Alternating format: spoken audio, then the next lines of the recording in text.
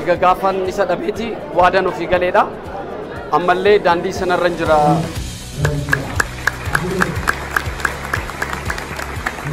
Adeemsa bara dadhabbii keetii bu'aa dadhabbii dhaabbattoonni seena qabeessa akkanaa ta'an dhaabbanni Hacaaluu Hundeessaa irraa badhaasa kana argachuu kootti guddaan gammade.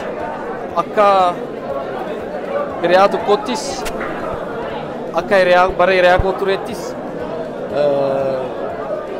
saba koo hangafaan jala deemee guddadhe ta'uttis kaayyoo Hacaaluu qabadhee fufsiisuu ega gaafan isa dhabeeti waadan ofii galeedha. Ammallee daandii sanarra jira. Kanaaf immoo Hacaaluun kufee jabaadhuu itti fufinaan jedhe waan natti fakkaateef imala sana qabadheera jechuudha. Baay'ee gammadeera. Sirbi koo sirbinaan ittiin badhaasa kana argadhe mata dureen isaa Irbuu Gootaa kan jedhudha. Badhaasa kana argachuu koof gammachuu guddaatu natti dhaga'ame.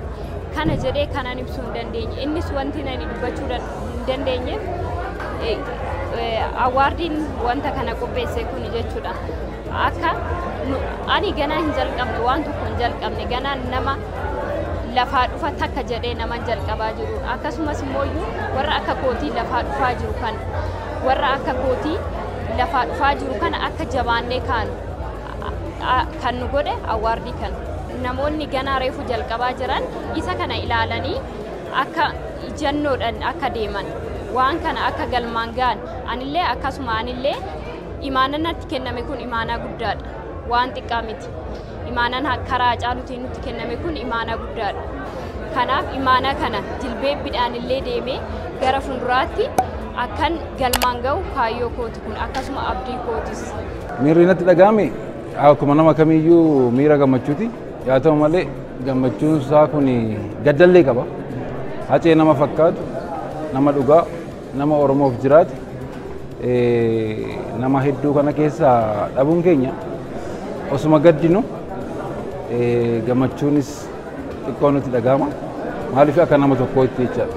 Garuu Hacee kana keessa dhabuun koo baay'ee gaddansi dhaga'ama. Guyyaan waxabajjiin 22 anaaf guyyaa gadda lama. Naman jaaladhu nama qaalii laman dhabe guyyaa tokkotti. Abbaa kiyya ganaman dhabe. Hacee immoo galgalan dhabe.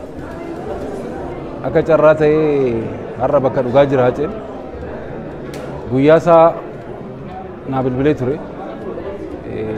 Taaziyaa dhufuudhaaf. Osoon sanaan hedduu galgala du'a Hacee dhagee. Gadda sanirra ta'een sirba Andu'aalam sirbe si eegeen dadhabee kan jedhu kan hin barreesse. Hacaaluu ani sirriitti beeku saahiba kooti. Waan yaada garaasaa beeku, waan inni dubbatee hin fixin, waan inni gungumee hin fixin, tarii yoon itti fufeedheen waan Hacaaluun eegal sagaleellee qabaadhu baadhu walaloodhaan mee waan inni dubbatee hin fixin tarii waan xiqqoollee irraa dubbadhaa laata kan jedhuun kana itti fufsiisuudhaaf kan yaani walaloodhaa eegale.